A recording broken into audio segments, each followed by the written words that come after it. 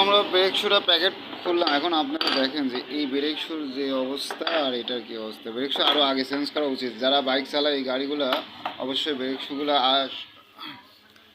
ইচ্ছে মতন না চালায় 7 থেকে 8 হাজার কিলোর মধ্যে অবশ্যই চেঞ্জ করবেন। আর ব্রেক শু নতুন ব্রেক শু নিয়ে হুটহাট করে লাগাবেন না। ব্রেক শু লাগানোর আগে আপনারা দেখবেন অরিজিনাল স্টক ব্রেক শুর সাথে এই এক ধরনের প্লেট থাকে।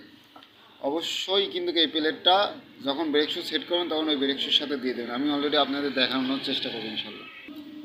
তো এই যে এই ব্রেক শুর সাথে যেই প্লেটগুলো থাকে এই প্লেটগুলো অবশ্যই দিতে হবে।